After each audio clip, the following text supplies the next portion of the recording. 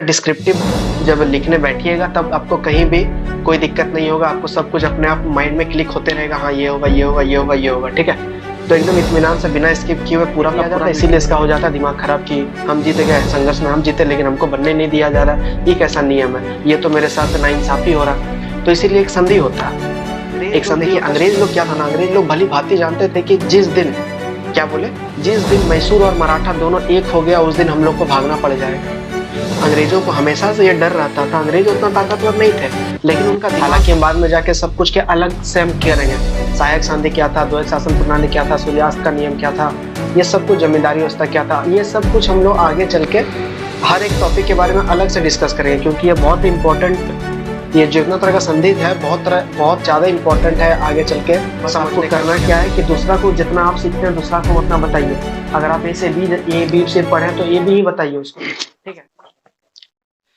तो नमस्ते दोस्तों, स्वागत है आपका हमारे और एक नए यूट्यूब वीडियो पे। तो आज हम लोग बहुत ही इंपॉर्टेंट टॉपिक जो कि कल अधूरा रह गया था, आज हम लोग उसको फिर से स्टार्ट करने वाले, ठीक है। बीच में एक दिन का गैप रह गया था, कल को थोड़ा क्या हुआ था कि थोड़ा सा टाइम नहीं मिल पाया वीडियो बनाने का, इसीलिए कल नहीं आ पाया, ठीक है। कोई बात नहीं, आज हम लोग वो चीज को करने वाले हैं। ये बहुत कुछ लिखा हुआ है, इसके देख के घबराना नहीं है, हर वीडियो में ही मेरा बहुत कुछ लिखा हुआ रहता है, लेकिन जब वीडियो का एंडिंग करते हैं तो सबका सब आपको समझ में आ जाता होगा। हम उम्मीद करते हैं सबका सब समझ में आ जाता होगा। कोई स्टूडेंट कमेंट करते हैं कि हाँ समझ में आ रहा है, तो हम समझ रहे हैं कि आपको समझ में आ जाता होगा जो भी यहाँ लिखा हुआ है। यहाँ पर सिर्फ की पॉइंट लिखा हुआ, आप एक बार स्क्रीनशॉट पूरा का पूरा स्क्रीनशॉट आप एक बार ले लीजिए, ठीक है। जो भी बोलते हैं क्या कि पीडीएफ दिया कीजिए, तो पीडीएफ यहीं से आप इसको कर लीजिए और फिर लेक्चर सुनने के बाद खुद से अपना नोट्स रेडी कर लीजिए। उससे क्या होगा कि आपके लिए सबसे बेस्ट वही रहेगा, ठीक है। तो आज हम लोग बात करने वाले हैं आंग्ल मराठा युद्ध, ये जो तीनों वार हुआ, इससे पहले का जो भी वीडियो नहीं देखे वो देख लीजिएगा। आज को ये वाला रहने वाला दूसरा, मराठा का ये दूसरा वीडियो रहने वाला है। कल हम लोग इसका पीछे का सब कॉन्सेप्ट देख लिए थे, कौन पेशवा आया था, कौन गया, कैसे आया, क्या हुआ नहीं हुआ, इसके पहले हम लोग सब कॉन्सेप्ट खत्म कर चुके हैं। अब सिर्फ वार बचा हुआ है, तीनों का तीनों युद्ध बचा हुआ है, तो हम लोग युद्ध करेंगे, ठीक है। ये है आपका टीएमबीयू यूनिवर्सिटी और बाकी अदर यूनिवर्सिटी जहां पे भी ये सिलेबस काम आता है। सिलेबस हम आपको बहुत पहले ही बता चुके हैं क्या क्या सिलेबस का हिस्सा है, ठीक है।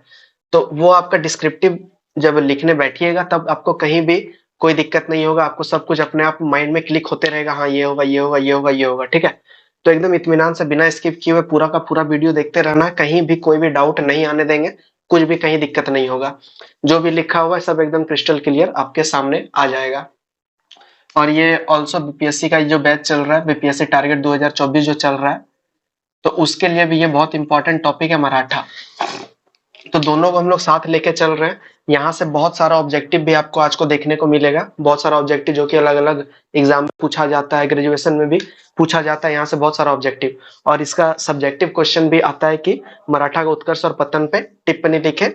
एक क्वेश्चन वो हो गया जो कि खत्म हो चुका है, और दूसरा क्वेश्चन आता है कि आंग्ल मराठा वार, तीनों आंग्ल मराठा वार क्यों हुआ, कैसे हुआ, ये सब के बारे में बताना है, ठीक है। तो इस तरह का क्वेश्चन आप लोग से पूछा जा सकता है, तो वही आज हम लोग डील करने वाले हैं, इसलिए बिना स्किप किए पूरा देखते रहना। कहीं समझ में नहीं आएगा तो आप कमेंट कर सकते हैं, पसंद आएगा तो वीडियो को लाइक कीजिएगा, नहीं पसंद आएगा तो डिसलाइक मार के बताइएगा कि क्या पसंद नहीं आया, ठीक है। तो चलिए आंग्ल मराठा वार के बारे में हम लोग बात करते हैं। इससे पहले जो भी था तो हम लोग माधवराव देख लिए थे, हम लोग बालाजी बाजीराव देख लिए थे, नाना साहब देख लिए थे, बहुत कुछ हम लोग फडणवीस, बहुत कुछ हम लोग देख चुके थे। तो उसके बाद का कहानी आज से स्टार्ट होता है, बाद का कहानी तो नहीं है, बीच में भी बीच से ही स्टार्ट होता है। माधवराव के जो हम बता रहे थे, माधवराव से ही ये कहानी स्टार्ट होता है, ठीक है। सबसे पहला बात है कि तीन आंग्ल मराठा वार। आंग्ल मराठा वार का मतलब ये हुआ कि अंग्रेज और मराठा के बीच युद्ध हुआ। अंग्रेज, आपको पता होगा कि अंग्रेज सबके साथ युद्ध किया, उसके बाद साम्राज्य का विस्तार युद्ध करके ही सबसे ज्यादा किया गया है।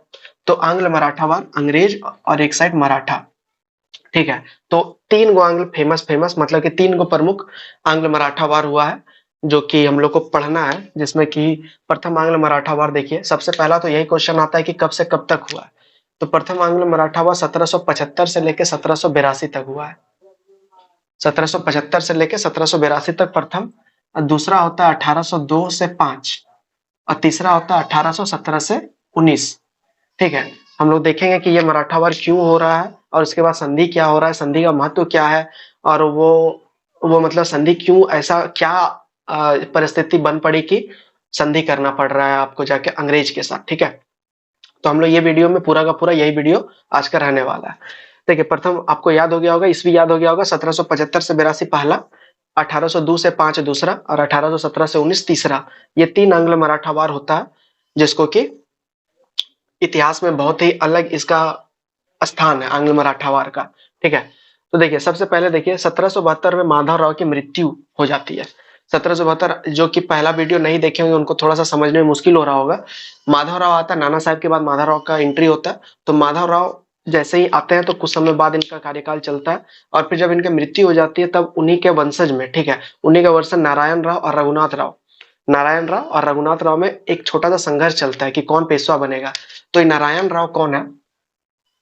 नारायण राव कौन है? नारायण राव है माधव राव का छोटा भाई है। माधव राव का छोटा भाई है माधव राव।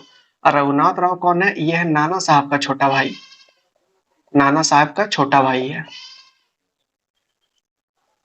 ठीक है, तो नारायण राव और रघुनाथ राव में एक छोटा सा संघर्ष चलता है कि अगला पेशवा कौन बनेगा, क्योंकि आपको पता होगा कि माधव राव भी पेशवा बने हुए थे। माधव राव भी पेशवा थे और नाना साहब, नाना साहब मतलब कि बालाजी बाजीराव का बात हो रहा है। ठीक है, तो ये दोनों पेशवा थे। तो इनके भाई का मन किया कि हम भी क्यों ना हम भी पेशवा बनते हैं, मेरा भी अधिकार है, मेरा भी यह है कि हम भी पेशवा बन सकते हैं। तो इसीलिए ये दोनों चाहते थे कि हम दोनों पेशवा बनेंगे। पेशवा का मतलब हम आपको बता ही चुके हैं पिछला वीडियो सब में। तो पेशवा ये दोनों बनना चाहते थे, लेकिन बात ये आ रहा था कि कौन पेशवा बनेगा, ये बात को डिसाइड नहीं किया जा रहा था। तो इसीलिए ये दोनों में एक युद्ध चलता है, मतलब कि छोटा सा संघर्ष चलता है कि नारायण राव और रघुनाथ राव में एक संघर्ष चलता है, जिसमें कि रघुनाथ राव जीत जाते हैं। ठीक है, जिसमें कौन जीत जाता है अच्छा से समझिएगा। ठीक है, कॉन्सेप्ट अभी इधर चलेंगे, उसके बाद समझ में आएगा कि युद्ध क्यों हो रहा है। तो रघुनाथ राव उसमें जीत जाता है कि दोनों में संघर्ष चलता है कि पेशवा कौन बनेगा। तो वही संघर्ष के दौरान रघुनाथ राव विजय रहते हैं, लेकिन ये विजय हो तो जाता है, लेकिन इसको पेशवा नहीं बनाया जाता। अब क्यों नहीं पेशवा बनाया जाता? इसकी जो वाइफ है, ठीक है, नारायण राव की एक वाइफ है जिसका नाम है गंगा, गंगा देवी। ठीक है, ये अपना पुत्र को बनाना चाहती थी। गंगा देवी जो है अपना पुत्र को बनाना चाहते थे और इसके समर्थन में बहुत कोई था। तो इसी यही कारण से नारायण राव की जो पत्नी है उसका बेटा, मतलब कि नारायण राव का बेटा, लेकिन असल में गंगा देवी ये चाहती थी कि नहीं, हम रघुनाथ राव को बनने नहीं दे सकते, क्योंकि आप जो है मेरा बेटा बनेगा। ठीक है, क्योंकि इससे पहले का जो देखिए, इससे जस्ट पहले माधव राव ही शासन कर रहे थे। माधव राव ही इससे पहले, नाना साहब तो माधव राव से ही पहले कर रहे थे, यही ना। नाना साहब माधव राव से भी पहले थे, लेकिन पहले तो माधव राव थे। तो माधव राव का जो वंशज है उनका भी अधिकार बनता है कि हम भी पेशवा बनेंगे, और नाना साहब का जो वंशज है उनका भी अधिकार बनता है कि हम भी बनेंगे। तो यही बीच में दोनों में झगड़ा चलता है, रघुनाथ राव जीत जाता है, लेकिन इनको बनने नहीं दिया जाता, इसीलिए इसका हो जाता है दिमाग खराब कि हम जीते गए, संघर्ष में हम जीते लेकिन हमको बनने नहीं दिया जा रहा, ये कैसा नियम है, ये तो मेरे साथ नाइंसाफी हो रहा। तो इसीलिए एक संधि होता है, एक संधि होता है सूरत की संधि, 1775 में संधि होता है। आपको लग रहा होगा कि ये संधि हो रहा होगा रघुनाथ राव और नारायण राव के बीच हो रहा है, तो ऐसा बिल्कुल नहीं है। ठीक है, ये संधि होता है अंग्रेज और रघुनाथ राव के बीच में। थोड़ा जान के आपको ताजुब हो रहा होगा, मतलब सुन के ताजुब हो रहा होगा कि मतलब कि युद्ध ये दोनों के बीच मराठा मराठा संघर्ष कर रहा है, लेकिन संधि जब हो रहा है तो वो अंग्रेज के साथ जाके संधि कर रहा है। ऐसा क्यों हो रहा है, मतलब कि ऐसा क्यों, क्या परिस्थिति आन पड़ी जो कि सूरत का संधि 1775 में जो हुआ। ये ऑब्जेक्टिव क्वेश्चन है आपका। सूरत की संधि कब हुआ? 1775 में हुआ। किसके किसके बीच? रघुनाथ राव के बीच और अंग्रेज के बीच। रघुनाथ राव और अंग्रेज के बीच आपका जाके सूरत का संधि होता है। अब देखिए, यहाँ पे बात तो दो घर का है, दो घर बीच में लड़ाई कर रहा है, आपस में भाई भाई लड़ाई कर रहा है, और बगल वाला मोहल्ला आके अगर डिसाइड करने लगे कि दोनों में कौन सही है, तो ये तो बिल्कुल गलत बात है ना। अब दो गो भाई है, दोनों भाई में युद्ध हो रहा है, दोनों भाई में आपसी झगड़ा हो रहा है, और तीसरा आके बोलता है कि नहीं तुम सही है, ये गलत है, तुमको गद्दी पर बैठाएंगे। ये कहाँ का इंसाफ है? ये तो मतलब कि खुद से परोस देना, खुद से मतलब कि सत्ता को दूसरा के हाथों में दे देना, इसका मतलब यही है। तो रघुनाथ राव के द्वारा सबसे पहले यही चीज किया जाता है कि मतलब लड़ाई हो रहा है आपसी में और मदद मांगने चला जाता है अंग्रेज के पास। तो अंग्रेज का और उत्साह बढ़ेगा कि नहीं बढ़ेगा कि हम जो चाहते हैं वो खुद से मेरे पास आ रहा है, चल के आ रहा है मेरे पास, कि लीजिए आप सत्ता जो है, आप बताइए कि हम लोग में से कौन अच्छा है, कौन जो है शक्ति प्राप्त कौन करेगा। तो इन दोनों के बीच सूरत का संधि हो जाता है, रघुनाथ राव और अंग्रेज के बीच। ये सूरत का संधि का शर्त ये रहता है कि रघुनाथ राव बोलता है कि आप जो है हमको जिता दीजिए, आप हमको जिता दीजिए, बदले में हम आपको बहुत कुछ देंगे। तो ठीक है, ये अंग्रेज मान लेता है कि चलो ये तो अच्छी बात है कि हम उसको जिता देंगे, क्या कि अंग्रेज का सेना आपको पता ही होगा कि अंग्रेज का सेना सर्वश्रेष्ठ सेना थी। पूरा भारत का सर्वश्रेष्ठ सेना कौन थी? अंग्रेज की सेना। कल ही हम बताए थे कि उसके बाद टीपू, पंजाब, वो सब बाद में आता है, पहले अंग्रेज की सेना सबसे सर्वश्रेष्ठ सेना थी। ठीक है, इस टाइम पे। तो रघुनाथ राव अंग्रेज को बोलता है क्या कि हम आपके साथ एक संधि करते हैं, सूरत की संधि कर लेते हैं, जो कि 1775 में हुआ था। इस संधि के तहत क्या होगा कि आप हमको समर्थन दीजिएगा, अब बदले में हम आपको बहुत सारा राज्य दे देंगे। अब देखिए, अंग्रेज के हाथों में खुद से थाली में परोस के राज्य दिया जा रहा है, क्षेत्र खुद से परोस के दिया जा रहा है कि तुम जो अब इससे यहाँ यहाँ यहाँ तुम जो अब शासन करो। तो वही चीज किया गया, रघुनाथ राव और अंग्रेज की भी शासन होता है। इस संधि में कौन कौन सा क्षेत्र दिया जाता है इसको याद रखना। सालसेट एवं बसीन का क्षेत्र सबसे पहले तो इसको दिया जाता है, सालसेट और बसीन का क्षेत्र, ठीक है। उसके बाद बात करेंगे तो सूरत और बड़ोहिच का क्षेत्र दिया जाता है। ये सब को इंपॉर्टेंट जगह है क्योंकि यहाँ पे युद्ध वुद्ध हुआ है और आगे जाके संधि भी होता है सब जगह पे। बसीन का संधि, सूरत का संधि, यही हम लोग देख रहे हैं हो रहा है। तो इतना सारा जगह उसको दे दिया जाता है, ठीक है। बदले में अंग्रेज क्या करता है, बदले में अंग्रेज ये रघुनाथ राव को बोलता है तुमको हम 25,000 सॉरी 2,500 सैनिक हम तुमको देते हैं, मेरा सैनिक की सहायता से तुम युद्ध करो, तुम जीत जाओगे और उसके बाद तुम जो है अपना सत्ता स्थापित कर देना, कोई दिक्कत वाली बात नहीं होगी। तो रघुनाथ राव खुश हो जाता है कि चलो अच्छा है कि मेरा समर्थन में अंग्रेज आ गया, तो अंग्रेज आ गया, अंग्रेज मेरा समर्थन करेगा और हम जो है फिर से पुनः सत्ता को प्राप्त कर लेंगे। तो यही यही चीज रहता है आपका जाके रघुनाथ राव और अंग्रेज के बीच हो रहा है, एक संधि हो रहा है, सूरत का संधि। यहाँ से पृष्ठभूमि स्टार्ट होगा, प्रथम आंग्ल मराठा वार का पृष्ठभूमि स्टार्ट होगा। पृष्ठभूमि तो पहले से स्टार्ट हो रहा है, कल का वीडियो में भी थोड़ा मोड़ा पृष्ठभूमि, यदि आप ध्यान से वीडियो को देखे होंगे सुने होंगे, तो पृष्ठभूमि पहले से ही निर्धारित किया जा रहा है। आपसी में टकराव हो रहा है, 5 गो भाग में बट चुका है, सब अलग अलग आपसी में रंजिश निकाल रहा है, तो पहले से ही हो रहा है। लेकिन यहाँ का सूरत का संधि बहुत उसको प्रबल कर देता है, ठीक है। अब देखिए, अंग्रेज उसको दे दिया 2500 सैनिक, 2,500 सैनिक अंग्रेज उसको दे दिया कि जाओ तुम करो। लेकिन उसके बाद कुछ समय बाद क्या होता है कि फडणवीस, जो कि हम कल बताए थे कि अंतिम जो मराठा का प्रधानमंत्री, मतलब कि ताकतवर मंत्री जो है फडणवीस रहता है, जो कि सबको एक साथ लेके चलने का बात करता है। तो फडणवीस के पास फ्रांसीसी आते हैं, फ्रांसीसी बोलते हैं क्या कि देखिए ऐसा है कि आप पूरे भारत में, फडणवीस के पास जाके बोला जाता है कि आप पूरे भारत में एक सर्वोच्च शक्ति हैं। मराठा, हम कल आपको बताएं कि मराठा को ऐसा वैसा शक्ति था नहीं, पूरा भारत में उसका डंका बजता था मराठा का। तो फ्रांसीसी चाहा कि चलो एक बार मराठा से भेंट भाट किया जाए, और अगर वो लोग राजी हो जाएंगे कि हमको भी पनाह मिल जाए तो फिर कोई दिक्कत वाली बात नहीं होगी। तो फडणवीस के पास जाते हैं फ्रांसीसी। अब फ्रांसीसी बोलते हैं क्या कि देखिए ऐसा कीजिए कि हमको पत्तन बना के दीजिए, मतलब कि एक तरह से समझ लीजिए कि बंदरगाह बना के हमको दीजिए, बंदरगाह यहाँ पे मेरा मतलब कि मेरा होना चाहिए फ्रांसीसी का। तो ऐसा सीन चल रहा था। तो फडणवीस बोला ठीक है, चलो हम तुमको दे देते हैं बना के, मतलब कि हम तुमको अधिकार दे देते हैं कि तुम जो है यहाँ पे पत्तन बना सकता है, ठीक है। यहाँ तक तो कोई दिक्कत वाली बात नहीं है। तो फडणवीस क्या करते हैं, फ्रांसीसी को पत्तन बना के दे देते हैं। लेकिन इस बात को लेकर अंग्रेज का मूड झरक जाता। क्यों मूड झरक जाता? क्योंकि अंग्रेज लोग चाहते थे कि मेरा जो भी टेरिटरी है उस पर किसी बाह्य का आक्रमण ना हो, कोई बाह्य से व्यापार करने नहीं आए। क्योंकि अल्टीमेटली क्या था, अंग्रेजों का अल्टीमेटली गोल क्या था?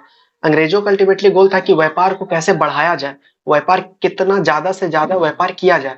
क्योंकि उधर बोर्ड ऑफ डायरेक्टर जो कि इंग्लैंड में बैठा हुआ है, वो वहां से बार बार यहाँ पे फोर्स करता था। यहाँ पे जितना तरह का जो आया हुआ है, वारेन हेस्टिंग, क्लाइव, तो अलग अलग तरह का जो जनरल, गवर्नर जनरल सब जो आया, उन लोग को ये आदेश दे के वहां से भेजा जाता था कि आप जो है जाइए और भारत में व्यापार को कैसे बढ़ाया जाए, वो चीज के ऊपर फोकस कीजिए आप लोग। युद्ध वुद्ध के ऊपर फोकस नहीं कीजिए, कैसे युद्ध को बिना युद्ध किए कैसे हम लोग अपना क्षेत्र को ज्यादा हथिया सकते थे, ये बात को आप ध्यान दीजिएगा। और सबसे प्राइमरी फोकस होना चाहिए था आपका व्यापार पे, ठीक है। तो फ्रांसीसी आएगा तो फ्रांसीसी आएगा तो फ्रांसीसी व्यापार करने देगा, फ्रांसीसी तो ऑब्वियस सी बात है, फ्रांसीसी अपना व्यापार करेगा, अंग्रेज को व्यापार करने देगा नहीं। तो इसी बात को लेकर अंग्रेज लोग चिढ़ गए कि फ्रांसीसी आ जाएगा, फ्रांसीसी व्यापार करेगा। इससे पहले कर्नाटक वार हालांकि आपको हम नहीं बताएं, लेकिन कर्नाटक वार पूरा का पूरा कर्नाटक वार, तीनों कर्नाटक वार होता ही इसीलिए क्योंकि फ्रांसीसी को रोका जा सके, ठीक है। यूरोप का दबदबा भी इंडिया पे देखा जा सकता है। जो वांडीवास का युद्ध होता है तो वो सब यूरोप का ही मतलब एक्सटेंड है इंडिया में। यूरोप में फ्रांस और इंग्लैंड, ये दोनों कौन ज्यादा शक्तिशाली है, ये बात के लिए संघर्ष हो रहा था यूरोप में, और बम फट रहा था आपका जाके इंडिया में, ठीक है। तो वही चीज यहाँ पे है, फ्रांसीसी लोग ना इंग्लैंड को देखना चाहता था, इंग्लैंड वाला लोग ना फ्रांसीसी को देखना चाहता था। यहाँ तक तो कोई दिक्कत वाली बात नहीं है। ये पूरा का पूरा कॉन्सेप्ट बिल्ड कर रहे हैं, ठीक है। यहाँ पे जो लिखा हुआ है वो तो लिखा हुआ ही है, लेकिन आप लोग को समझाने के लिए बहुत अच्छा तरीका से समझ में आ जाएगा, ठीक है। बिना स्किप किए हुए देखते रहना, और वो वीडियो को 1.5x में नहीं करना है, एकदम नॉर्मल मोड में देखते रहना है, क्योंकि ऑलरेडी हम बहुत तेज बोलते ही हैं। हाँ, तो फडणवीस फ्रांसीसी को पत्तन बनाने का अधिकार वो दे देता है। तो उससे क्या होता है कि अंग्रेज लोग का मूड खराब हो जाता है, फिर अंग्रेज लोग करता है आपका जाके एक युद्ध करेगा, अंग्रेज लोग युद्ध करेगा पूना में, जो कि वो युद्ध होने वाला है पूना में। पूना में भी किसके किसके बीच होगा, एक अंग्रेज होगा और एक तरफ होगा सिंधिया परिवार। सिंधिया मतलब ग्वालियर का परिवार होगा। हम आपको कल ही बताए थे 5 वंश में टूट गया था, पांचों वंश अलग अलग था, पूना, सिंधिया, ग्वालियर, नागपुर, तो ये सब अलग अलग टूट गया था। तो पूना जो कि मुख्यालय है आपका जाके, पेशवा का मुख्यालय अभी कहाँ पे है, पूना है। चलिए क्वेश्चन रहा आपके लिए, कल ही ये क्वेश्चन हम आपके लिए डील किए थे।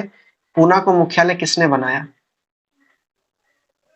किसने बनाया, जो कि इससे पहले सतारा था, ठीक है, इससे पहले क्या था, सतारा था। इसका आंसर वही दे पाएंगे जो कल का वीडियो अटेंड किए होंगे, ठीक है। पूना का मुख्यालय किसने बनाया, ठीक है। तो चलिए, पूना पे क्या होता है, पूना पे होता है आक्रमण, एक साइड होता है मराठा का सेना, दूसरा साइड होता है अंग्रेज का सेना। तो मराठा का सेना का नेतृत्व कर रहे होता है महादजी सिंधिया, जो कि सिंधिया परिवार से, ग्वालियर से मतलब कि जो कि आते हैं। तो उनके बीच, और एक तरफ अंग्रेज, अंग्रेज में हेस्टिंग, जो कि हेस्टिंग के शासनकाल में ये हो रहा था। तो हेस्टिंग का भी अगर बोला जाए कि हेस्टिंग नेतृत्व कौन कर रहा था, तो जनरल गाडार्ड इसका नेतृत्व कर रहे थे, ठीक है। ये वाला जो वार हो रहा है, तो इसमें कौन कर रहा है, गोडार्ड इसका कर रहे हैं नेतृत्व। और ये वाला आंग्ल मराठा वार का ही ये वाला अंश है, ठीक है। ऐसा नहीं है कि आंग्ल मराठा वार नहीं है, ये सब आंग्ल मराठा वार ही अभी हम बता रहे हैं। तो क्यों हो रहा है पता चल गया ना, क्योंकि फ्रांसीसी को अधिकार दे दिया गया कि आप जो है मेरा टेरिटरी में आके पत्तन बनाने का अधिकार दो, उसको दे दिया गया, ठीक है। पत्तन बनाने का अधिकार दे दिया। तो इसीलिए अंग्रेज लोग रुष्ट हो गए और उसको, इसीलिए वार होना अति संभावी हो गया था। तो महादजी सिंधिया एक साइड, और एक साइड आपका जाके गोडार्ड अंग्रेज की तरफ से। तो इन दोनों के बीच हो जाता है युद्ध।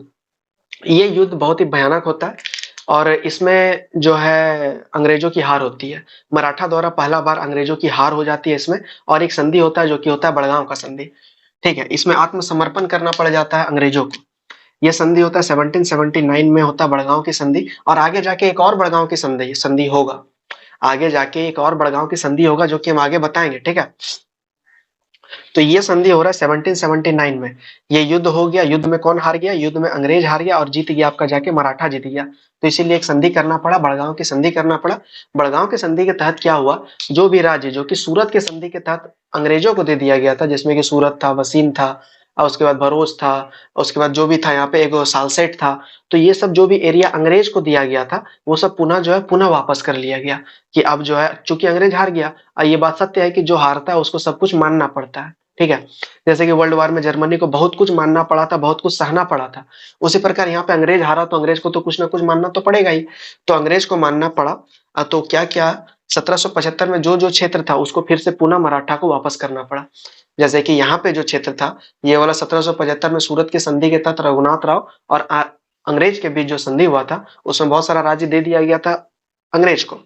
ये जो बड़गांव की संधि हुआ, इसमें फिर से वो पुनः राज्य वो सब कुछ ले लिया गया, कि हमको सब कुछ वापस कर दो, ठीक है। उसके बाद क्या हुआ, ये जो संघर्ष चला, ठीक है, बड़गांव के संधि में आया तो अंग्रेज आत्मसमर्पण कर दिया। लेकिन ये आत्मसमर्पण जो है सक्सेसफुल नहीं रहा। अंग्रेज लोग अभी भी मन में लेके चल रहा था कि नहीं ये सही नहीं हुआ, ये मेरे साथ गलत हुआ। बीच बीच में निरंतर जो है वो चलते रहा था, संघर्ष चलते रहा था। इस दौरान 1779 में अहमदाबाद, 81 में अहमदाबाद, ठीक है। तो कुछ कुछ क्षेत्र को युद्ध के दौरान जीतते रहते थे अंग्रेज। ये जो बड़गांव की संधि हुआ, इसके बाद भी संघर्ष चलते रहता था, मराठा और अंग्रेज के बीच संघर्ष निरंतर चलते रहा, ठीक है। जब तक कि सालाबाई की संधि नहीं हो गई, तब तक अंग्रेज और मराठा के बीच संघर्ष चलते रहा था। क्योंकि यहाँ पे आत्मसमर्पण करना पड़ा, और आत्मसमर्पण का मतलब ये है कि मतलब कि अंग्रेजों की हार, ठीक है, मतलब कि अंग्रेज नीचे उस टाइम पे हो गए। और अंग्रेज अपने आप को बोलते थे कि हम ही सर्वशक्ति हैं, हम ही यहाँ का करता धरता है, हम ही भारत का करता धरता है। और यहाँ पे उसको करना पड़ रहा है आत्मसमर्पण। तो बहुत धक्का पहुंचा आत्मसमर्पण करने पे अंग्रेजों को। इसीलिए वो पूरा का पूरा जोर के साथ युद्ध करने लगे, जो जो क्षेत्र मिल रहा था सबको हथियाने लगे थे, ऐसा कर रहे थे, ठीक है। तो 1781 जो कि एक निर्णायक घड़ी होता है, 1781 में जनरल केमे, ठीक है, ये सब नाम याद रखना। जनरल केमे के नेतृत्व में क्या करता है, सिंधिया को पराजित कर दिया जाता है। वही सिंधिया जो कि बड़गांव की संधि में जिसको हराया गया था, मतलब कि जो हराया था अंग्रेज को, वही उसी को 1781 में 1781 में जनरल केमे के नेतृत्व में उस सिंधिया को पुनः से पराजित कर दिया जाता है। ये पराजित करने का क्या मतलब हुआ, मतलब कि मराठा का शक्ति का अब कमजोर कमजोर में वो चले जाएगा, मतलब कि पतन होना धीरे धीरे स्टार्ट हो जाएगा। उसके बाद एक संधि, हर आपको पता है कि युद्ध के बाद संधि होना अनिवार्य है। संधि के बाद ही डिसाइड होता है कि कौन कौन सा क्षेत्र हम तुमको देते हैं, कौन कौन सा क्षेत्र हम अपने पास रखते हैं, ठीक है। तो एक संधि हुआ जो कि है सालाबाई की संधि। सालाबाई की संधि होगा महादजी सिंधिया के बीच, महादजी सिंधिया और अंग्रेज के बीच। वही जो इस युद्ध में जो जो प्रस्तुत थे वही लोग के बीच ये भी संधि होगा, सालाबाई की संधि। आइए, ऑब्जेक्टिव में बहुत बार क्वेश्चन पूछा जा चुका है। आपको क्वेश्चन बैंक आप एक बार पलट के देखिएगा जरूर। जो भी चीज का आप एग्जाम देने वाले हैं पहले तो आप क्वेश्चन बैंक उसको खरीदिए। क्वेश्चन बैंक होना बहुत ज्यादा जरूरी है, तब आपको पता चलेगा कि क्वेश्चन का पैटर्न कैसा, क्वेश्चन कैसा पूछा जाता है, ठीक है। तो सालाबाई की संधि हो रहा है 1782 में, सालाबाई की संधि हो रहा है, ठीक है।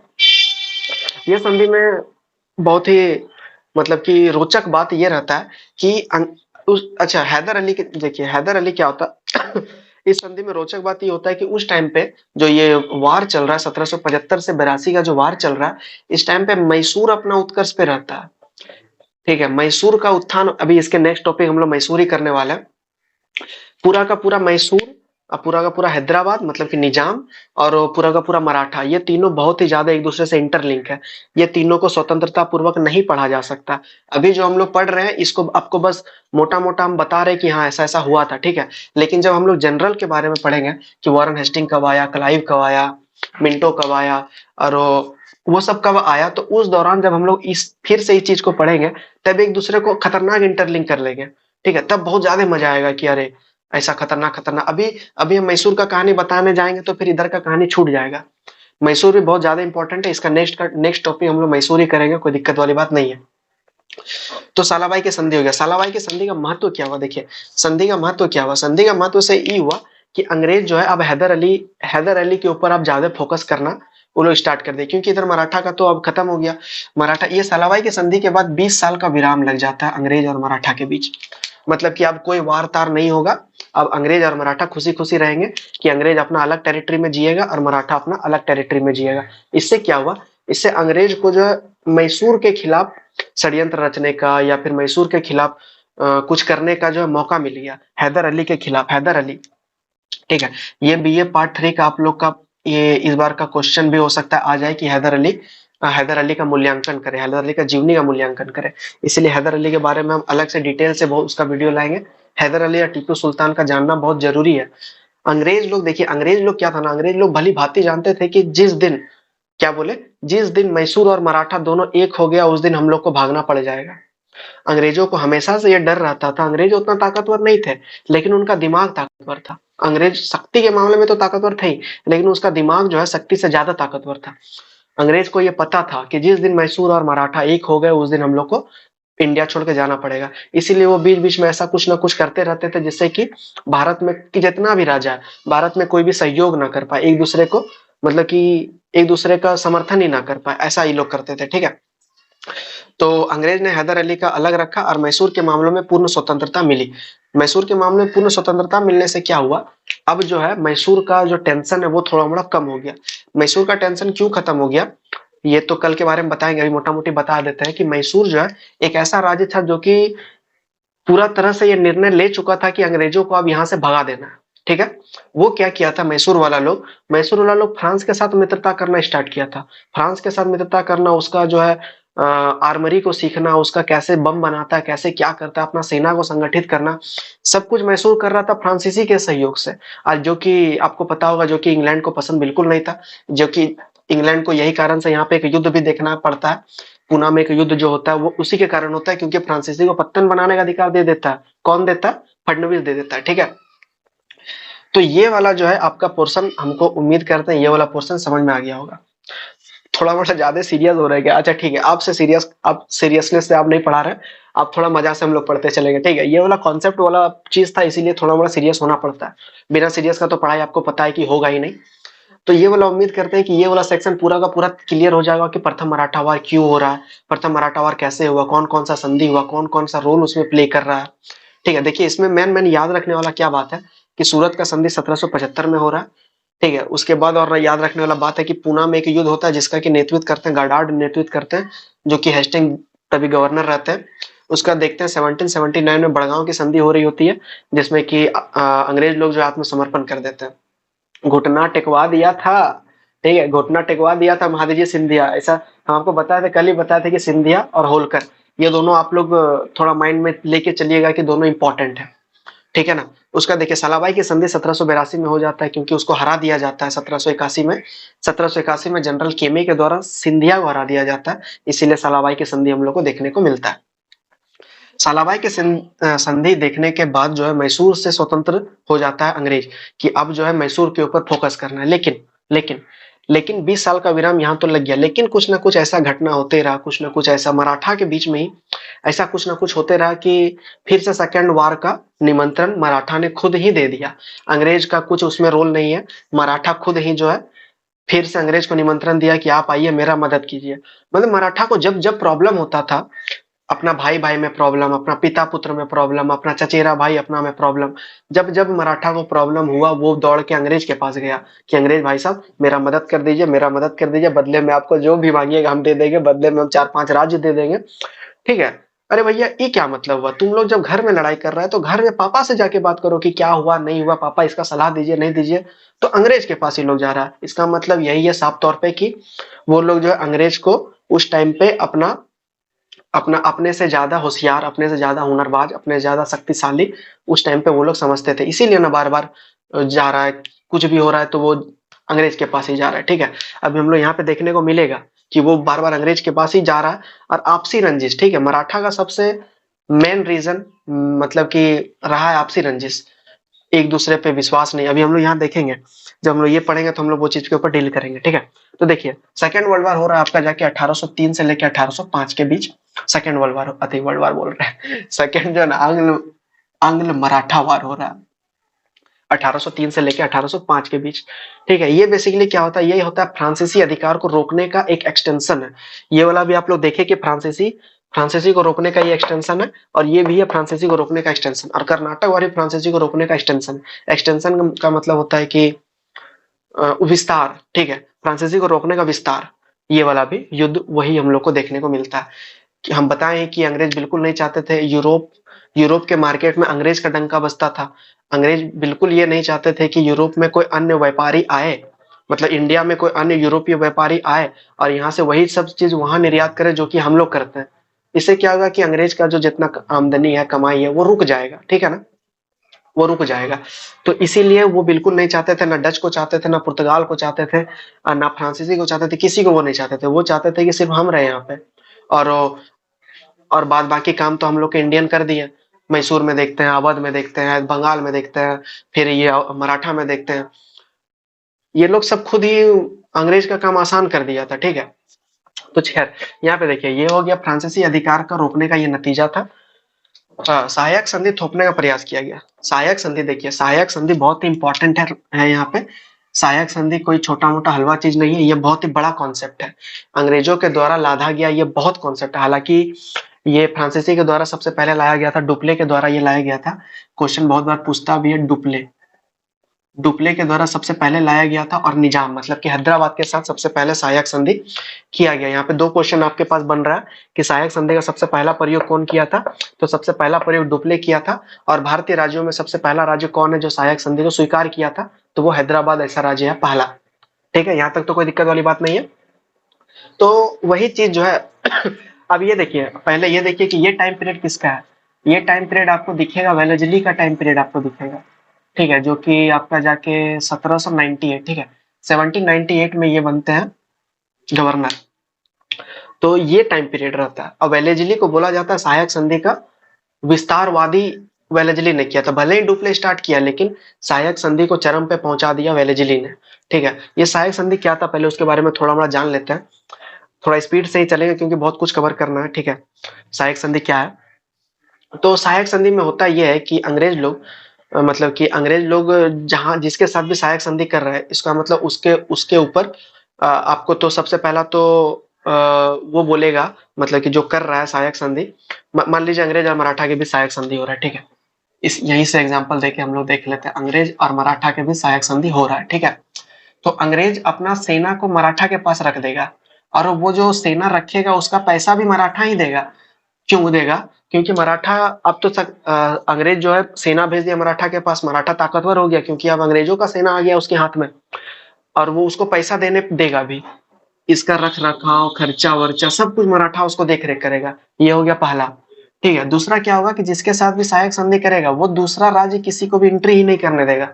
मतलब कि जितना तरह का विदेशी वैदेशिक जितना तरह का नीति होता है पहले अंग्रेज से पूछेगा, उसके बाद ही अपना वैदेशिक नीति को तय करेगा कि हमको क्या करना है नहीं करना है। ठीक है, सहायक संधि पे हम लोग अलग से वीडियो लेके आएंगे। ठीक है, अभी मोटा मोटी यही समझिए कि सहायक संधि यही था।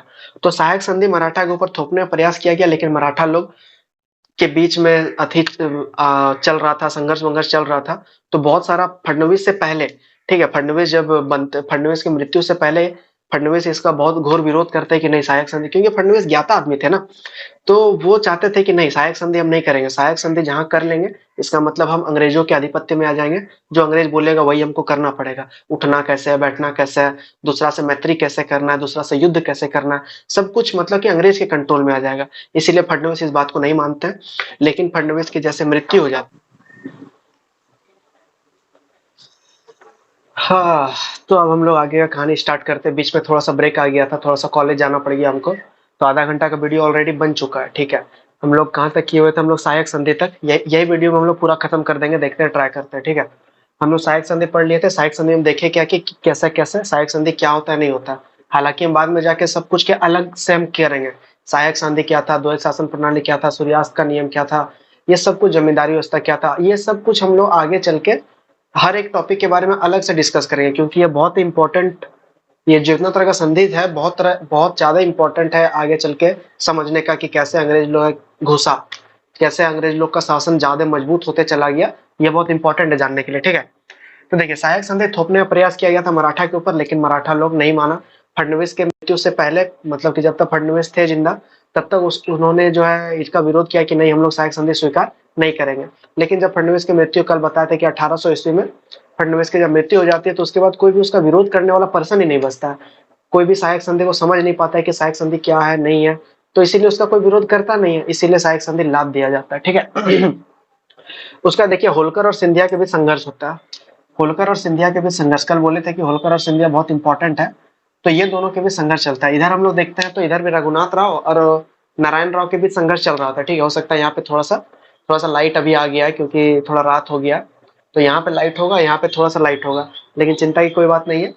ये इधर वाला पोर्शन हम लोग कर चुके हैं। जैसे कि हम लोग देखे थे फर्स्ट, मतलब कि प्रथम मराठा वार के पहले देखे थे कि नारायण राव और रघुनाथ राव ये दोनों के बीच संघर्ष चल रहा होता है, लेकिन अब हम लोग देखते हैं कि अब होलकर और सिंधिया के बीच संघर्ष चल रहा है। ठीक है, तो इसका फायदा कौन उठाएगा, इसका फायदा उठाएगा अंग्रेज, हमेशा से ही फायदा उठाता है ये अंग्रेज। दो गो लड़ रहा है, अंग्रेज टुकुर टुकुर देखते रहता है कि क्या हो रहा है नहीं हो रहा है, जब हम उससे मदद मांगने के लिए आता है तब कूद पड़ता है वो। ठीक है, हस्तक्षेप की नीति के बारे में भी हम आपको बताएंगे। पहले जो बोर्ड ऑफ डायरेक्टर के द्वारा हस्तक्षेप की नीति के प्रतिपादन किया गया था कि कोई भी जो है इंडियन स्टेट में कोई भी एंट्री नहीं करेगा, लेकिन ये हस्तक्षेप का नीति जो है सिर्फ नाम का था, हमेशा से इसका उल्लंघन होते रहा था। ठीक है, तो हस्तक्षेप का नीति का उल्लंघन यहाँ पर भी होगा। देखिए होलकर ने पराजित करके पुनः पुनः पर अधिकार कर लिया। ये दो देखिए, होलकर और सिंधिया के बीच संघर्ष चल रहा था, होलकर और सिंधिया के बीच क्या चल रहा है, संघर्ष चल रहा है, इसमें जीत गया होलकर, होलकर जीत गया और होलकर कर दिया पूना पर आधिपत्य जमा लिया। पूना क्या था, पूना था आपका जाके मराठा का केंद्र था, मराठा का मुखिया था, मतलब कि मुख्य बिंदु था पूना।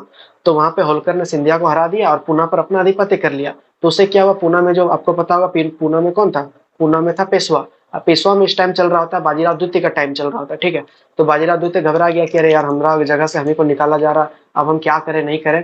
तो वो क्या करता है, भाग के चल जाता बसीन। ठीक है, बसीन चल जाता है, बसीन में अपना अपना पारी का इंतजार करता है। अपना पारी का इंतजार मतलब कि अब होगा अंग्रेजों से सांठगांठ होगा।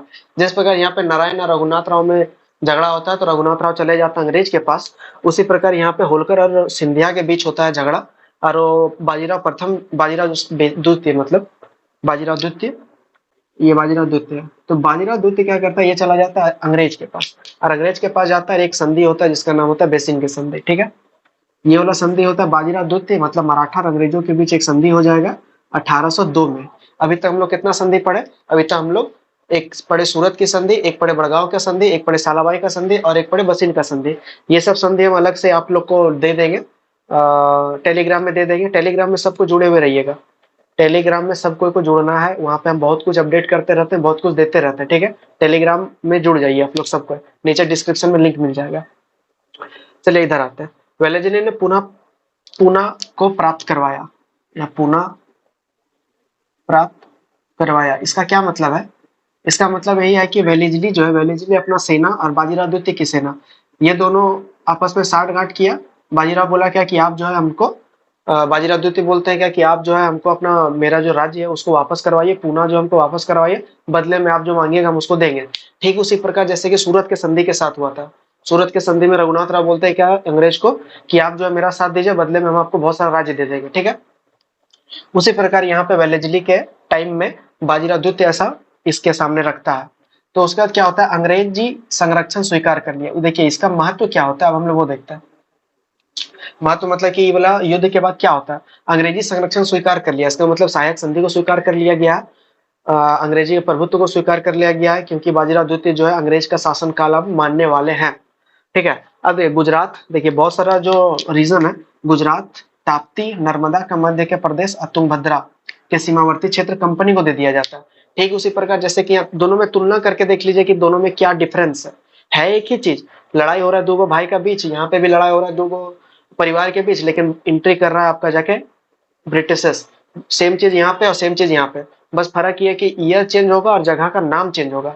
यहाँ पे था सालसेट बसीन का क्षेत्र और सूरत भरोच का क्षेत्र, और यहाँ पे होगा गुजरात, ताप्ती, नर्मदा और तुंगभद्रा के आजू बाजू का क्षेत्र। तो ये सब दे दिया जाएगा आपको जाके अंग्रेजों को, यहाँ तक कोई दिक्कत नहीं है। और एक सूरत का नगर भी दे दिया गया, जो कि सूरत का संधि 1775 में हुआ था, वही वाला को दे दिया गया, अंग्रेजों को दे दिया गया, ठीक है। अन्य से संबंध बनाने का अधिकार भी कंपनी के पास रह गया। अन्य का संबंध बनाने का अधिकार का क्या मतलब है कि मतलब कि जितना तरह का जो अब जो है मराठा जितना तरह का भी संधि करेगा या युद्ध करेगा या कुछ भी करेगा, अब अंग्रेज को बता के वो करेगा, अंग्रेज को सब कुछ पता होगा उसके बारे में। क्यों? क्योंकि वो सहायक संधि स्वीकार किया, उसका गुप्तचर वहां पे रहेगा, उसका दूत जिसको बोल सकते हैं, दूत अब रहेगा मराठा के दरबार में, दूत को रखा जाएगा ब्रिटिशर्स का, जो भी मराठा कुछ भी करेगा उसका खबर पहुंचते रहेगा आपका जाके अंग्रेजों के पास, खबर पहुंचते रहेगा, ठीक है। तो इसीलिए वो बात हो गया, समझ में आ रहा है ना सबको, किसी को कोई दिक्कत नहीं होना चाहिए, सबको समझ में आ जाना चाहिए, क्रिस्टल क्लियर। तेज बोल रहे हैं लेकिन फिर भी एकदम माइंड में क्लियर होना चाहिए। उसका देखिए निजाम से चौथ लेना बंद कर दिया। निजाम से यही वाला युद्ध का परिस्थिति में अंग्रेज लोग उसको बोला कि तुम जो है निजाम से चौथ लेना बंद कर दो। ये चौथ क्या होता है हम कल ही बताए थे आपको। चौथ क्या होता है, 1/4 उपद का 1/4, और सरदेशमुखी होता है कि रक्षा के बदले लिया जाने वाला कर। तो चौथ लेना निजाम से बंद करना पड़ गया मराठाओं को। हम आपको बताए थे कि मराठा सब जो है चौथ सरदेशमुखी वसूला करते थे, लेकिन अंग्रेज लोग जो है बोला निजाम से मत लो। क्यों मत लो? क्योंकि निजाम पहले से ही सहायक संधि स्वीकार किया हुआ था। तो जो सहायक संधि स्वीकार करेगा इसका मतलब यह है कि उसको अंग्रेजों का संरक्षण प्राप्त है, उसको इसका मतलब यह है कि उसको अंग्रेजों का संरक्षण प्राप्त है, ठीक है। तो इसीलिए निजाम को बोला, मतलब कि मराठा को बोला कि निजाम लोग से मत लेना ये सब चीज, ठीक है। और गायकवाड़ के विरुद्ध युद्ध न करने का वचन दिया। ये ऐसा क्यों किया गया? क्योंकि गायकवाड़ और अंग्रेज ये दोनों साठ बांट में चलते थे, इसीलिए जो भी अंग्रेज का मित्र मिला बना, मराठा को बोल दिया गया कि तुम उन लोग के साथ युद्ध नहीं करेगा, ठीक है, तुमको उस सबसे कोई लेना देना नहीं है जो मेरा मित्र है। तो निजाम और गायकवाड़ के साथ यही हुआ, युद्ध ना करने का वचन दे दिया। अब इसका देखते हैं महत्व क्या क्या हुआ। इस सेकंड जो एंग्लो मराठा वार हुआ, सेकंड एंग्लो मराठा वार, उसका महत्व क्या क्या था? महत्व देखिए, अब पेशवा अंग्रेजों पर निर्भर हो गया, सहायक संधि स्वीकार कर लिया तो पेशवा क्या होगा, अंग्रेजों पर वो निर्भर हो जाएगा, मतलब कि बाजीराव द्वितीय अब वो अंग्रेजों पर निर्भर रह गया। उसका क्या है, कंपनी का उद्देश्य पूर्ण अब निजाम को परेशान करना बंद कर दिया गया। मतलब कंपनी जो चाहता था कि निजाम को परेशान ना किया जाए, तो अब वैसा ही हुआ। ये वाला सेकंड मराठा वार में वही हुआ कि बुरी तरह से ये वाला जो पूना को फिर से अधिपत्य जमा लिया था, फिर से बाजीराव द्वितीय को दिया गया। तो बाजीराव द्वितीय के सामने ऐसा ऐसा कंडीशन रखा गया कि तुम ये सब कंडीशन मानेगा तभी हम तुमको हेल्प करेंगे, तभी तुम्हारा पूना हम वापस करा देंगे, ठीक है। तो बोला ठीक है, ऐसा बात है तो ठीक है, हम स्वीकार करते हैं, आप जो बोले हम स्वीकार करते हैं, बस मेरा हमको राजा बनना है, बस मेरा राज्य हमको दिला दीजिए। तो ये कंडीशन था आपका जाके द्वितीय मराठा वार का, द्वितीय मराठा युद्ध का। तो उम्मीद करते हैं पहला मराठा युद्ध, द्वितीय मराठा युद्ध एकदम क्रिस्टल क्लियर हो गया होगा, क्योंकि दोनों को इंटरलिंक करके हम लोग पढ़े कि इसमें क्या हुआ उसमें क्या हुआ। एक बार फिर से रिकैप मार लेते हैं। सूरत का संधि 1775 क्यों हो रहा था? क्योंकि रघुनाथ राव चाह रहा था अंग्रेज से कि तुम हमको राजा बना दो। ये हो रहा था रघुनाथ राव और नारायण राव के बीच एक संघर्ष का नतीजा था।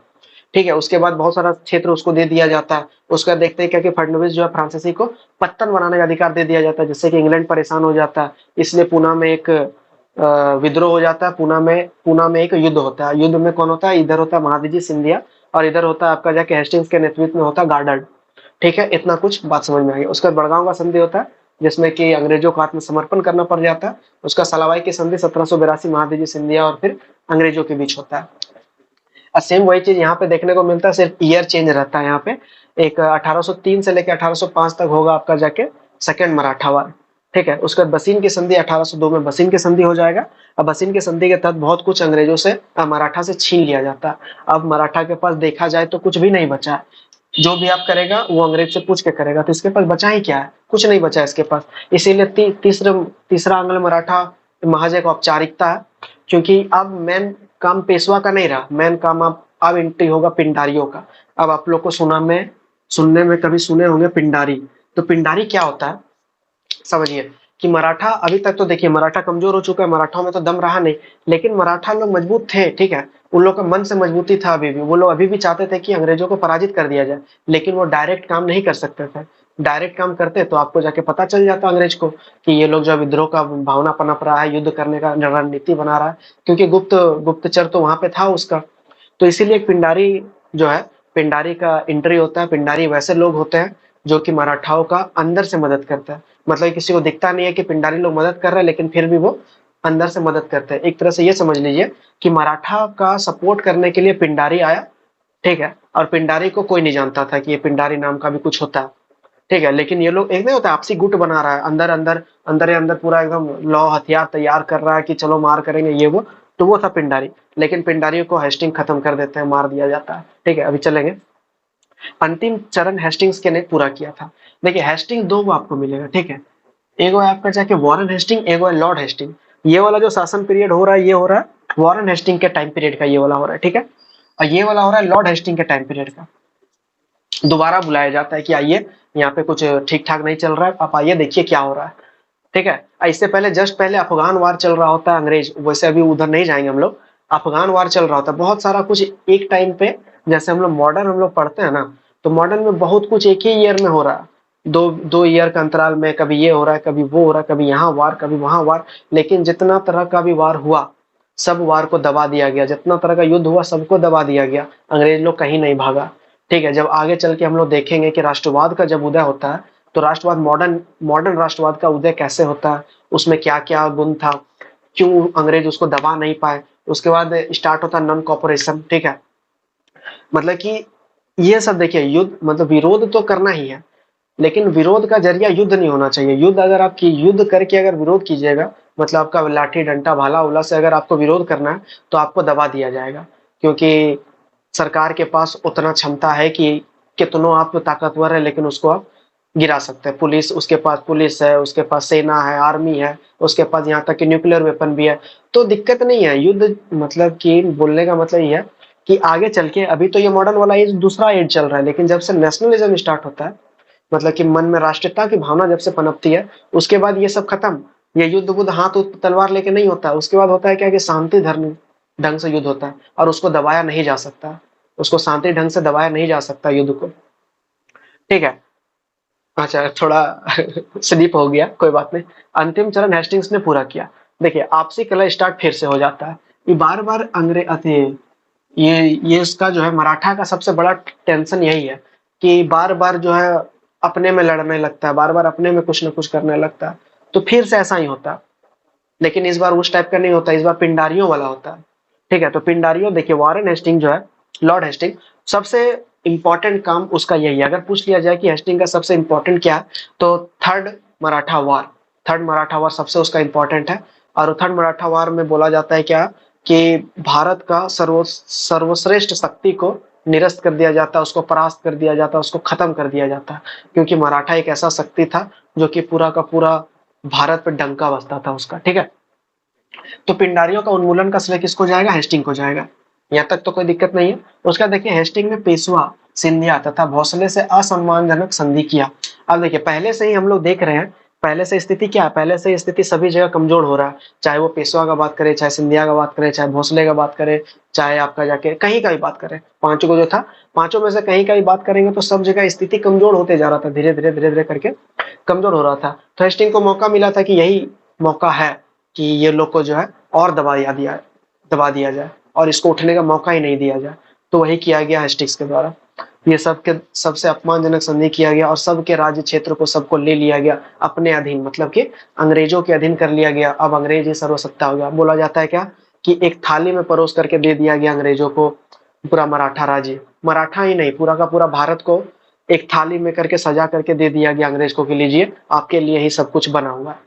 ठीक है, उसका देखिए बाजीराव को पूना कंपनी को देना पड़ा। इस प्रकार अंग्रेज अपना साम्राज्य विस्तार कर दिया। यही बाजीराव द्वितीय मतलब कि यही अंग्रेज जो कि यहाँ पे पूना जिताने में बाजीराव द्वितीय की मदद करता है और वही अंग्रेज जो है वहां पे जाके पलट जाता है। पूना को फिर से वापस कर लिया जाता है, पूना को फिर से धारण कर लिया जाता है, मतलब कि छीन लिया जाता है फिर से बाजीराव द्वितीय से। अंग्रेज छीन लेता है फिर से। तो ऐसा षड्यंत्र वाला वो लोग बुद्धिमान व्यक्ति था कि मतलब दिए खुश कर दिए 10 दिन के लिए, फिर से वापस ले लिया। और वो लोग अगर युद्ध वुद्ध करना चाहेगा तो मेरे पास उतना शक्ति है कि हम उसको दबा सकते हैं। तो ये थर्ड आंग्ल मराठा वार यही था 1817 से लेके 1819। यहाँ पे कोई संधि वंधि नहीं होगा। क्यों नहीं संधि होगा?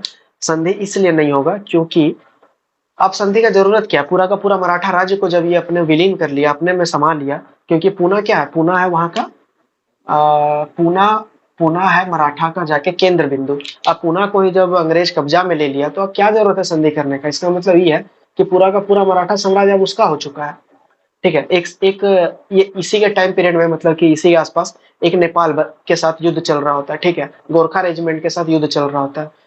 ये वाला तो खैर अभी नहीं बताएंगे। गोरखा रेजिमेंट का युद्ध बहुत ही भयानक होता है अंग्रेजों के साथ। और वही टाइम पीरियड रहता है जब नेपाल के जो हिमालय है, हिमालय वाले रीजन के नीचे का सब क्षेत्र को जो है अंग्रेजों के द्वारा कब्जा कर लिया जाता है। चाहे उत्तराखंड का बात करें, नैनीताल का बात करें, आपका जाके केदारनाथ का एरिया, मतलब पूरा का पूरा उत्तराखंड, मतलब हिमालय का समझ लीजिए। हिमाचल प्रदेश से लेके यदि आपका माइंड मैप में है, ठीक है, मान लीजिए ये हिमालय है, तो हिमाचल प्रदेश से लेके पूरा अरुणाचल प्रदेश का एरिया जो कि हिमालय के बाउंड्री से टच करता है, जो कि ठंडा प्रदेश है, तो जो कि हिल स्टेशन है, वो सब कुछ सब नेपाल का युद्ध के बाद अंग्रेजों ने उसको ले लिया।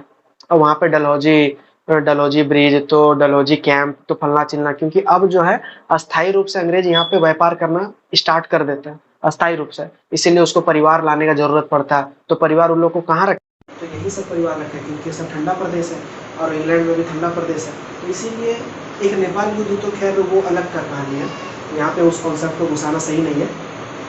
तो धीरे धीरे करके वो सब के बारे में भी जहाँ जहाँ जरूरत पड़ेगा थोड़ा मोड़ा डिटेल से वो सबको करते हुए चलेंगे, कोई दिक्कत वाली बात नहीं है। उसका देखिए मराठा शक्ति के पराजय का कारण, कल हम लोग देखे थे उत्पत्ति, आज हम देख रहे हैं पराजय। ठीक है, मतलब पूरा का पूरा कॉन्सेप्ट एक ही बार में क्लियर। आपका वीडियो, ये दूसरा वीडियो है मराठा का, कल पहला वीडियो आ चुका है। तो 1 घंटा कल और 1 घंटा आज, 2 घंटा अगर क्लास देख लिया जाता है मराठा का तो एक भी क्वेश्चन नहीं छूटेगा और माइंड में कॉन्सेप्ट जो बिल्ड होगा वो अलग लेवल का होगा। अगर आप बैठने लिखने के लिए बैठिएगा तो कुछ भी ऐसा नहीं होगा जो कि आप ना जानते हो। सब कुछ आपके मन में चलता रहेगा कि अच्छा रघुनाथ राव ऐसा कर रहा था, माधव राव वैसा किया हुआ था, उससे पहले साहू मर गया था, उससे पहले, मतलब सब कुछ याद रहेगा। ठीक है, अगर इत्मीनान से अगर सुनते हैं मेरा लेक्चर, अगर सुन रहे हैं तो सब कुछ याद रहेगा। ठीक है, उसका देखिए मराठा शक्ति का पराजय, क्योंकि ये तो सिर्फ लिखे हुए है ना, लेक्चर तो हम दे ही रहे, एक्स्ट्रा में बहुत कुछ। देखिए मराठा शक्ति का पराजय का कारण, ये वाला आपको ऑनर्स में हो सकता है लिखने के लिए आ जाए, कारण क्या क्या था। या तो हम लोग बीपीएससी का जो तैयारी करें, बीपीएससी में तोड़ मड़ोड़ के, डायरेक्ट तो क्वेश्चन पूछेगा नहीं, लेकिन तोड़ मड़ोड़ के यदि क्वेश्चन ये पूछ लिया जाता है तो हम लोग के पास बहुत सारा पॉइंट रहेगा मराठा शक्ति का पतन का क्या क्या मेन कारण था। तो सबसे पहले देखिए परस्पर विश्वास का अभाव, इसको डील करने की जरूरत नहीं है। डील तो खैर किसी को जरूरत नहीं है डील करने का, क्या कि सबके बारे में हम बता चुके हैं पहले से ही, कल से अभी तक यही सब के बारे में तो बता रहे हैं। बस एक समरी यहाँ पे छोटा सा दिया गया है, छोटा सा आप लोग को बता दिए कि ऐसा ऐसा हो गया था वास्तव में, जिससे कि मराठा साम्राज्य का पतन हो जाता है। तो ये परस्पर विश्वास का अभाव हम लोग हर जगह पे देखते हैं, क्या कि मराठा जो है एक दूसरे पे विश्वास नहीं करते थे। चाहे माधव राव का बात करें, चाहे नारायण राव का बात करें, चाहे रघुनाथ राव का बात करें, चाहे साहू का बात करें, किसी में एक दूसरे पर विश्वास नहीं था। सब एक दूसरे को चाहते थे कि तुम नीचे हो जाओ, तुम नीचे हो जाओ, हम ऊपर जाएंगे। ठीक है, पहला बात तो ये हो गया। आपको यदि ये चीज ऑनर्स में लिखने आता है या फिर यदि ये डिस्क्रिप्टिव आप लिख रहे हैं तो इसको आप लोग डील कर सकते हैं 3-4 लाइन में। इसको डील सबको 3-4 लाइन में डील कीजिएगा, ऑटोमेटिक 1.5-2 पेज का ऑटोमेटिक बन जाएगा। ठीक है, उसका देखिए दोषपूर्ण आर्थिक संगठन, मतलब कि यहाँ का जो हम कल बताए थे कि महाराष्ट्र का ऐसा एरिया है कि वहाँ उपजाऊ भूमि है नहीं, वहाँ पे आर्थिक इकोनॉमिक्स के तौर पे ज्यादा सुदृढ़ है नहीं। वो लोग क्या कहता था, चौथ और सरदेशमुखी के ऊपर निर्भर करता था। तो वो लोग का एक मेंटेलिटी था कि जब तक पैसा अपने पास है तब तक युद्ध नहीं करता था, पैसा खत्म हो जाता तब युद्ध करने निकलता था। मतलब कि जब तक राज्य को खाने पीने का सुविधा है तब तक कोई दिक्कत नहीं है, और जैसे खाने पीने का सुविधा खत्म हो जाता तो फिर अटैक करने लगता, कभी यहाँ कभी वहां कभी वहां। तो ये एक बहुत बड़ा फॉल्ट था उन लोग का। अगर अटैक कर रहा है तो एक बार में उतना लेके आओ जितना कि तुम मतलब कि अपना आगे बढ़ा सको, अपना समाज को अपना आगे बढ़ाने का काम करना चाहिए।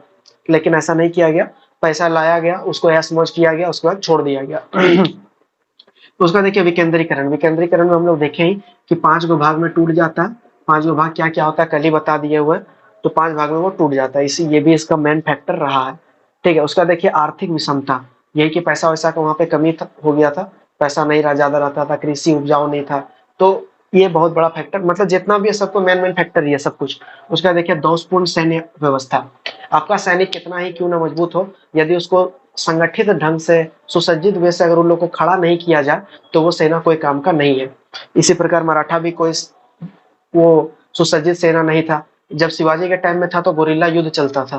तो शिवाजी गोरिल्ला युद्ध से बहुत सारा युद्ध इसीलिए वो जीते क्योंकि उनका सेना संगठित वे में था, कि हाँ बहुत अच्छा वे में था। लेकिन धीरे धीरे धीरे करके ये सब प्रथा खत्म हो गया, उसके बाद वो सब खत्म, इसीलिए सेना को जैसे तैसे खड़ा कर दिया गया कि जाओ तुम लड़ो, जाओ तुम लड़ो। और बदले में क्या मिला, बदले में सिर्फ और हार मिला, और कुछ नहीं मिला, सिर्फ और सिर्फ हार मिला। यहाँ पे एक बड़गांव का जो युद्ध होता है, ये जो बस वहीं पे, मतलब ये जो पूना वाला जो युद्ध होता है, बस यहीं पे ये लोग सुसंगठित ढंग से युद्ध किया जिसमें कि ये विजय रहा। लेकिन बाद बाकी हम लोग कहीं भी देखते हैं तो कहीं भी इन लोग को विजय प्राप्त नहीं हुई थी। उसका देखते हैं आत्मनिर्भरता का भाव, मतलब आत्मनिर्भरता का भाव तो हम लोग शुरू से देखते रहे कि आत्मनिर्भरता का भाव इतना था कि इसको दूसरा से जाके मदद मांगना पड़ता था। वह दूसरा कौन था, वो दूसरा खुद अंग्रेज था। मतलब कि अंग्रेज से ही, जो तुमको लूट रहा है, जो आपको लूट रहा है, उसी के पास आप जाइएगा कि मेरा मदद कर दो। ये तो कोई बुद्धिमत्ता नहीं है, लेकिन इन लोग के द्वारा किया गया। उसका देखिए योग्य नेतृत्व का अभाव, मराठा के पूरा शासन पीरियड में आप देखिए, पलटा करके देख लीजिए, कोई भी योग्य मंत्रित्व काल कोई भी योग्य नहीं था। एक मतलब गिना चुना व्यक्ति जो नाना फडणवीस, शिवाजी, उसके बाद माधवराव, तो गिना चुना व्यक्ति, बाजीराव प्रथम को बोला जाता है कि एक भी युद्ध नहीं हारने वाला व्यक्ति है वो। ठीक है, तो ऐसा ऐसा बंदा पहले था, लेकिन धीरे धीरे करके खत्म होते चला गया, और खुद आत्मनिर्भरता नहीं रहा। खुद मतलब कि सोचने लगा क्या कि अब हमसे नहीं होगा, नेतृत्व वो लोग खुद से नहीं कर पाए। वहीं दूसरी ओर देखेंगे तो दूसरी ओर वारन हेस्टिंग, फिर यहाँ पे देख लीजिए गार्डेड, यहाँ देख लीजिए अली, बहुत सारा अंग्रेजों के पास बहुत सारा ऐसा नेतृत्व करता था। अंग्रेज हमेशा नेतृत्व करता के कारण ही बहुत आगे चला। ठीक है, अंग्रेजों के पास ऐसा सेना तो था ही, और साथ में उसका नेतृत्व करता भी ऐसा बंदा था जो कि पूरा का पूरा माइंडसेट जीत को लेकर चलता था कि हमको जीतना, हमको कैसे भी करके जीतना। ठीक है, अब वही मराठा का बात करें तो वैसा नेतृत्व करता इनको आगे जाके नहीं मिलता। उसका देखते हैं योग नेतृत्व का भाव देख लिया। अंग्रेजों का सुगठित सैन्य व्यवस्था, अंग्रेज का सैन्य बहुत अच्छा तरीका से डिजाइंड किया हुआ था, और जो कि हैदर अली भी ये प्रयास करता है। ठीक है, हैदर अली लेकिन प्रयास करता है फ्रांसीसी का मदद लेके, ये प्रयास करने का ट्राई करता है। हैदर अली जब करेंगे तो हम लोग उधर भी जाएंगे। उसका देखिए सहयोग, ये हम लोग देखे पूरा का पूरा आज का वीडियो इसी पे था कि एक दूसरे को सहयोग नहीं करता था, एक दूसरे के ऊपर भरोसा नहीं करता था, एक दूसरे को देखना नहीं चाहता था। यही तो आज को किए हम लोग सिर्फ। उच्चादर्श का अभाव, उच्चादर्श का अभाव का मतलब ये है कि बस ये लोग आपसी में ही फूट डाल के, फूट करो राज करो, मराठा भी जिस प्रकार ब्रिटिशर्स जो है फूट डालो और राज करो में नीति में चल रहे थे, उसी प्रकार मराठा भी अपना में ही फूट डालो और राज करो में चल रहे थे कि कैसे इसको हटाया जाए, कैसे इसको यहाँ से हटा करके हम बन जाए। तो ऐसा सीन यहाँ पे चल रहा था। तो ये हो गया फर्स्ट सेकंड और थर्ड आंग्ल मराठा वार। उम्मीद करते हैं कि पूरा का पूरा समझ में आया होगा आपको, कहीं भी कोई दिक्कत नहीं हुआ होगा। वीडियो थोड़ा लंबा बन गया, उसमें कोई दिक्कत वाली बात नहीं है, एकदम बिना स्किप के जो भी देखे होंगे, और वन में नॉर्मल मोड में जो देखे होंगे। ठीक है, बहुत को 1.5x में देखने का ट्राई करते हैं, तो 1.5x में नहीं देखना है, आराम से नॉर्मल वे में देखना है, और जरूरत पड़े तो कम में करके देखना है, 0.5 या थोड़ा कम ही कर लेना है। ठीक है, क्योंकि हम ये सबको बहुत बार पढ़े हुए हैं, समझे हुए हैं, इसीलिए सब कुछ मेरे माइंड में है कि हाँ ऐसा ऐसा। बहुत कुछ भूल जाते हैं, बहुत कुछ भूल जाते हैं, बहुत कुछ हम बताते भी नहीं है, बहुत कुछ मन करता है इधर उधर का बता दे, लेकिन दिमाग में बहुत कुछ नहीं रहता, और टाइम भी थोड़ा सा कम है, तो इसीलिए हम थोड़ा फास्ट बोलते हैं। ठीक है। लेकिन आप लोग अगर पहली बार अगर ये मराठा पढ़ रहे हैं, मराठा अगर पहली बार जान रहे हैं, तो थोड़ा-सा इत्मीनान से देखिए और जो भी पढ़ाते हैं, ठीक है? ऐसा नहीं है कि सिर्फ़ वीडियो के भरोसे ही रहना है। चाहे आप मेरा वीडियो देखें या किसी का भी वीडियो देखें, सिर्फ़ वीडियो के भरोसे नहीं रहना है। ना ग्रेजुएशन में, ना आगे, ना और कहीं भी नहीं। अपना किताब रहना चाहिए, आपके पास बुक होना चाहिए, बुक को पलटाइए, जो मराठावार पढ़ाएँ, फर्स्ट, सेकंड, थर्ड मराठावार पढ़ाएँ। किताब में जाके देखिए कि मराठावार कैसे घटित हुआ, क्यों घटित हुआ, कैसे, एक बार वहाँ पे जाके देखिए। वहाँ पे आपको तो एक तो पहला बात तो बहुत आसानी होगा वहाँ पढ़ने में, क्योंकि बहुत कुछ हम लोग जान चुके हैं उसके बारे में। और दूसरा बात थोड़ा और माइंड में क्लियरिटी आएगा। बहुत सारा संधि-वंधि बीच में और भी हुआ है, जो कि हम नहीं बता पाए। ठीक है? तो वो सब संधि को जानना ज़रूरी है। तो जब बुक के पास पहुँचिएगा तो बुक से और भी बहुत कुछ जानने को मिलेगा। सिर्फ़ इतना ही जानने को नहीं मिलेगा। ये देखिए मेरा शुरू से लेके लास्ट बोर्ड हम भर चुके हैं। शुरू से लाके लास्ट बोर्ड भर चुके हैं। अब हमको और कुछ बताना होगा तो मेरे पास उतना जगह नहीं है कि हम, हालाँकि पहले जो बोर्ड था उसमें तो और जगह नहीं था, लेकिन ये थोड़ा बड़ा बोर्ड ले लिए हैं, लेकिन इसमें भी जगह नहीं बच रहा। ठीक है? तो इसीलिए जो भी टॉपिक है ना उसमें पढ़ने के लिए बहुत कुछ होता है। लेकिन बस वही है कि आपको बुक तक आपको पहुँचना होगा, हमको नहीं। उद्देश्य टीचर का मेनली यही होता है कि बुक तक पहुँचा देना, उसके बाद बाद बाकी आप खुद देख लीजिएगा अपने से। ठीक है? हम भी एक स्टूडेंट ही हैं, हम भी एज़ अ स्टूडेंट हैं। ठीक है? आप लोग के सामने एज़ अ टीचर हम आते हैं, लेकिन हम भी एक स्टूडेंट ही हैं। लेकिन इसीलिए बोलते हैं क्या कि बुक को पढ़ना ज़रूरी है। ये जो किए हुए हैं, इसको आपको बताने के लिए मेरा 2 अढ़ाई घंटा, 3 घंटा का मेहनत रहता है ये। ऐसे ही नहीं हम इतना फ्लुएंटली फ्लो में वीडियो बिना कट किए हुए आपको डालते हैं। कहीं भी कट करने का हमको ज़रूरत नहीं पड़ रहा है, क्योंकि थोड़ा-मोड़ा इसके बारे में नॉलेज रखते हैं, थोड़ा-मोड़ा पढ़े हुए हैं। ठीक है? और आप भी इसी तरह कर सकते हैं, कोई दिक्कत वाली बात नहीं है। आप भी एकदम फ्लुएंटली अगर पढ़ा जाए, तो आप भी किसी को भी बता सकते हैं, किसी को भी पढ़ा सकते हैं। बस आपको करना क्या है कि दूसरा को जितना आप सीखते हैं, दूसरा को उतना बताइए। अगर आप ए, बी से पढ़े हैं, तो ए, बी ही बताइए उसको। ठीक है? कुछ ना कुछ बताइए, जिससे बताने से क्या होता है कि थोड़ा माइंड में और क्लियरिटी आता है। हम अभी जितना भी आपको पढ़ाते हैं, आपको जितना भी बताते हैं, मेरे माइंड में खुद ज़्यादा क्लियरिटी आता है कि अच्छा ऐसा सीन है। ठीक है? बहुत कोई ये सोच के भी ये वीडियो नहीं देखते होंगे क्या कि अरे मजा नहीं आ रहा होगा, क्या बता रहा होगा, ये वो फल्ला चिल्ला जो भी है। ठीक है? लेकिन आपको वीडियो देखना है, आप बस कुछ दिन तक वीडियो को फॉलो कीजिए, आपको समझ में आ जाएगा कि हम क्या बता रहे हैं, क्या नहीं बता रहे हैं। और एक बार बीपीएससी के क्वेश्चन बैंक जरूर देखिएगा। बिहार स्पेशल का जो भी क्लास हम कराए हैं, जो भी क्लास कराए हैं, उससे रिलेटेड टॉपिक आप देख लीजिए, क्वेश्चन बैंक उल्टा के उससे पूछा है कि नहीं पूछा और कितना पूछा है। ठीक है? आपको यकीन हो जाएगा कि यहाँ जो पढ़ रहे हैं हम लोग मिलके, वो क्या पढ़ रहे हैं समझ में आ जाएगा आपको। ठीक है? तो इतना में कहीं भी आपको दिक्कत नहीं होना चाहिए, उम्मीद करते हैं। सब कुछ क्लियरिटी तीनों का तीनों क्लियर होना चाहिए तीनों का तीनों। कहीं भी कोई दिक्कत है तो आप कमेंट कर सकते हैं, टेलीग्राम में हमको मैसेज कर सकते हैं। बहुत सारे लड़के टेलीग्राम में जुड़ चुके हैं, बहुत सारे स्टूडेंट्स। तो टेलीग्राम में आप लोग जरूर जुड़ जाइएगा, डिस्क्रिप्शन में लिंक मिल जाएगा आपको। ठीक है? वहाँ पे आपको जुड़ के रहना है, बहुत सारा अपडेट देते रहते हैं कुछ ना कुछ। और कल हम लोग करेंगे मैसूर। और इस बार ये पार्ट थर्ड का इंपॉर्टेंट क्वेश्चन भी बनेगा इससे, मैसूर से, हैदर अली के बारे में। तो कल हम लोग करेंगे मैसूर का बार सब कर लेंगे एक ही बार में, देखते हैं एक बार में खत्म होता है कि नहीं। पहला वीडियो लेंगे मैसूर का बैकग्राउंड बताने में, उसके बाद हम लोग जैसे कि मराठा किए उसी तरह सेम टू सेम मैसूर करेंगे। पूरा डीपली एकदम चल रहा है। हम लोग पार्ट थ्री को मद्देनजर रखते हुए नहीं चल रहा है, हम लोग बीपीएससी को मद्देनजर रखते हुए चल रहे हैं कि बीपीएससी टारगेट लेके चल रहा है। ठीक है? तो इसीलिए बहुत ज्यादा डिटेल से डीपली हम लोग चल रहे हैं। तो बस आज के लिए बस इतना ही, मिलता है कल को। तब तक के लिए पढ़ते रहिए और बुक तक पहुंच जाइए। आप लोग बुक तक पहुंचिएगा तब मजा आएगा। मिलता है कल को। धन्यवाद।